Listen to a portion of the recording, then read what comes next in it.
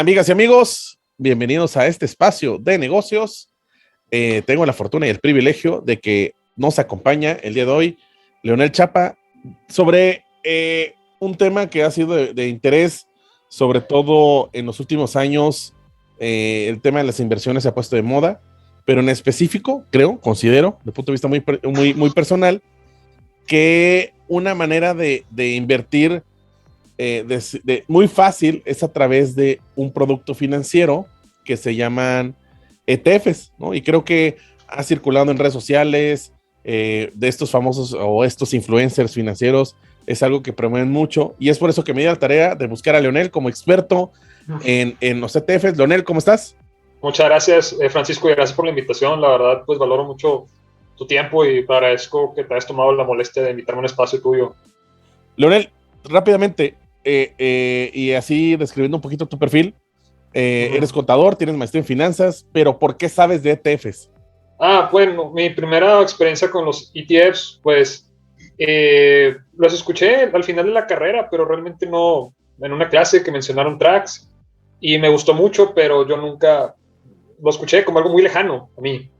Y luego en la maestría igual, no lo vi, fue un slide, me acuerdo, la clase, estos son, también hay y ya, pero yo realmente no sabía que, pues que podías hacer una carrera en eso. Entonces, mi primer trabajo fue de mi tía fue en MSCI, Morgan Stanley Capital International, y MSCI en inglés, y ahí recuerdo que se estaba, MSCI como estaba con un tema de que estaban cambiando los índices para usarse en otro proveedor de índice, es decir, ya no se estaban utilizando, ya no se iban a utilizar ciertos índices de la empresa, iban a ser utilizados por otros. Entonces se hace un equipo de estrategia que consistía en captar más clientes haciendo índices para construir ETFs. Entonces, pues me tocó conocer desde cero regulaciones, el market landscape, todo, porque me tocaba explicarle mucho a gente de ventas. Uh-huh. Entonces, porque pues ellos a veces no pueden profundizar mucho, entonces pues había un equipo de estrategia que era el que decía, vamos a hacer este nuevo producto, vamos a hacer este índice de China, por decir un ejemplo. Entonces, ese fue mi primer acercamiento profesional, ya serio. Ahora bien, ¿no? Y explicándolo, ¿qué es un ETF? ¿Qué es un ETF? ¿Qué significa? Ok, mira, por las siglas significa Exchange Traded Fund. Esto, si lo traducimos al español, es un fondo que cotiza en una bolsa que tiene exchange. Y cuando yo empecé a trabajar con ETFs, un día yo dije, ¿qué es esto? Porque pues a veces uno como que puede ir por la vida como dormido y trabajas con lo que estás haciendo y nunca te pones a pensar, oye, realmente, ¿qué es esto? Entonces, yo leyendo, viendo definiciones de autores que me gustan mucho, descubrí que la forma más sencilla de entender que era un ETF era a partir del fondo de inversión, que realmente el ETF es un fondo de inversión que cotiza en bolsa. Okay. Y un fondo de inversión pues es un vehículo financiero que capta recursos de inversionistas y los invierte de acuerdo a un objetivo de inversión que está respaldado por un prospecto o contrato.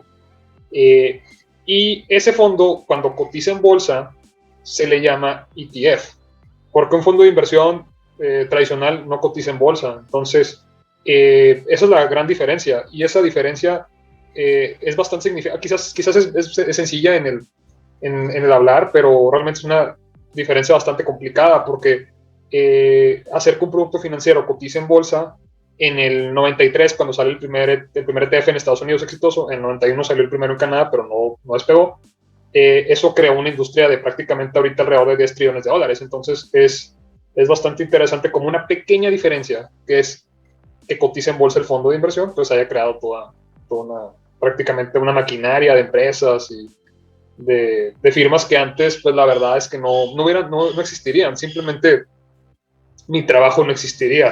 Que recuerdo, Leonel, que por ejemplo, siempre en la revista Expansión, en diciembre sacaban los principales fondos de inversión de México, ¿no? Y ahí venían los de Santander, los de Banorte, tenían unas siglas, pero eran gestionados en específico, tenías que ir al banco a comprar el fondo, pero hasta ahí llegaba, ¿no? O sea, no podías liquidarlo, o la manera de liquidarlo no era tan fácil. Es correcto, es totalmente de acuerdo, Francisco. O sea, podrías liquidarlo. El problema es que no lo puedes liquidar en el transcurso del día como un ETF. El ETF, al estar cotizado en bolsa, pues puedes venderlo antes de que se acabe el día, venderlo en corto, puedes también meterlo como una especie de securities lending, es decir, puedes prestar tu ETF a alguien y paga un interés. Son cosas que son muy específicas al ETF. Entonces, es bastante interesante que lo que mencionas, porque uno de los aspectos por los que el ETF gana mucha atracción es por la distribución. El canal de distribución del ETF es amplísimo. Tú puedes comprar un fondo de inversión solamente pues en el banco que te lo está vendiendo, ¿no? O sea, tú no puedes ir a un banco A y te vende el fondo A y pedirle que te vendan el fondo de la compañía B. O sea, solamente te vende el ETF. La diferencia es que se distribuye por ejemplo, me ha tocado ver ETFs que se lanzan en Estados Unidos y luego los listan en México, los listan en Chile, los listan en Perú. O me ha tocado ver ETFs que se listan en Canadá también y los listan en Chile, por ejemplo. Entonces, esa particularidad de que el ETF es muy universal hizo que explotara la industria. Realmente también eso yo creo que es un muy buen comentario que acabas de hacer, porque sí, definitivamente yo creo que un propulsor del ETF es la distribución, la facilidad. Siguiente pregunta. Y no sé si sea así. Bueno, ya sé la respuesta porque justamente fuiste invitado a una de mis clases. Ajá. Pero estamos acostumbrados que el ETF sigue un índice. Ajá. ¿Es correcto? Sí, siempre todos los ETFs siguen los índices, porque está también este contenido que se está generando en redes donde invertir es fácil. Compra esto y va a seguir el rendimiento que va generando el índice del S&P 500 o el IPC en México. ¿Es necesario que un ETF siga un índice? No, porque sí, y esto es una cosa que muchos autores incluso se lo sacan mal.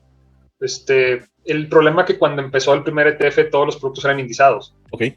Entonces como que la gente empezó a decir, un ETF es invertir a través de un índice, que un índice es una representación de un mercado, es un indicador estadístico que a mí me explica cómo está desempeñándose un mercado en particular en base a ciertas reglas.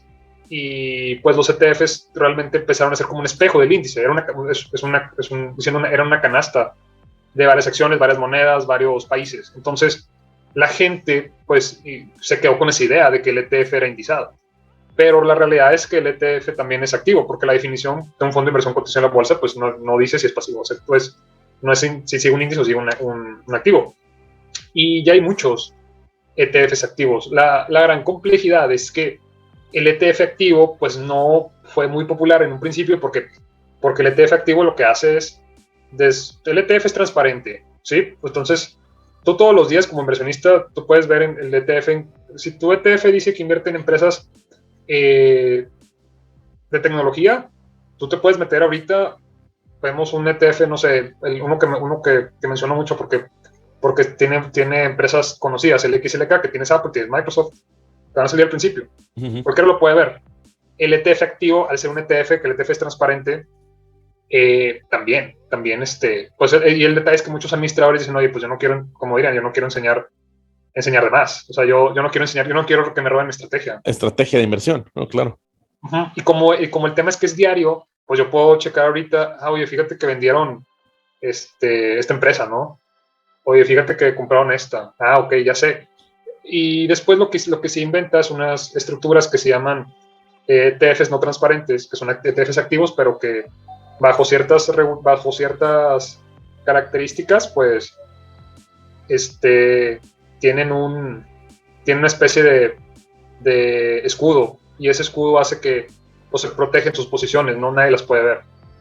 ¿Cuál dirías que es la mayor ventaja de invertir en un ETF y no en un bono y no en una acción?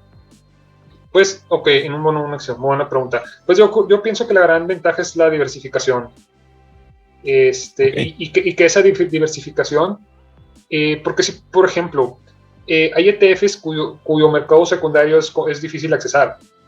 Por ejemplo, ETFs de países como Kuwait. Yo estoy poniendo un ejemplo medio específico, pero hay otros quizás donde es más fácil acceder como mercado americano. El tema es que es más económico comprar, si tú, por ejemplo, eres un inversionista en tecnología y tú dices, oye, quizás yo no quiero estar comprando Apple, Microsoft separado, entonces yo quisiera comprar un En un fondo, paquete.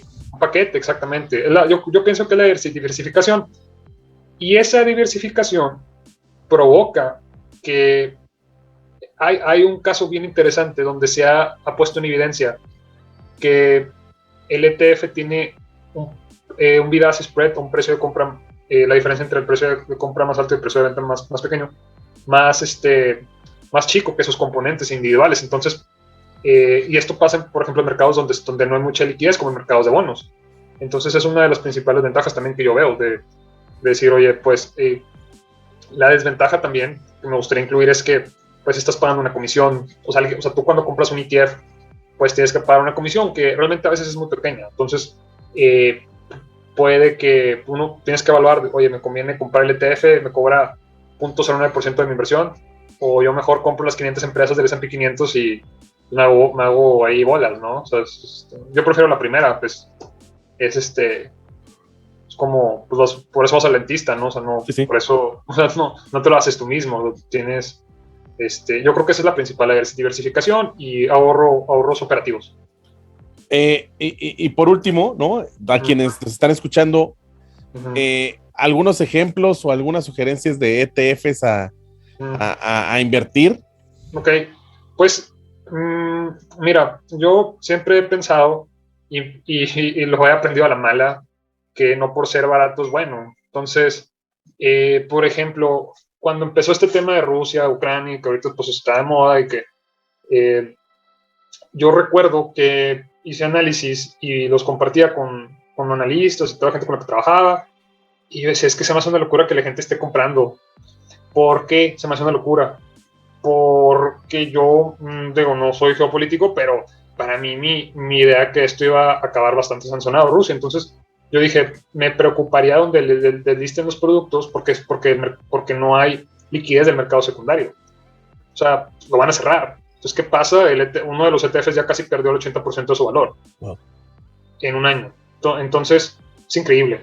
Me impactó. Entonces, pues también es una como que advertencia, ¿no? O sea, no porque un ETF esté muy castigado puede ser una buena opción de inversión, porque ahorita pues la gente que invierte su dinero ahí prácticamente pues no sabe qué va a pasar. O sea, y si se abre el ETF de Rusia, yo no creo que vaya a subir inmediato. O sea, puede estar castigado y puede estar castigado pues años, o sea, no sabemos. Entonces, yo creo que por eso son cosas en las que yo diría, ok, hay que tener cuidado.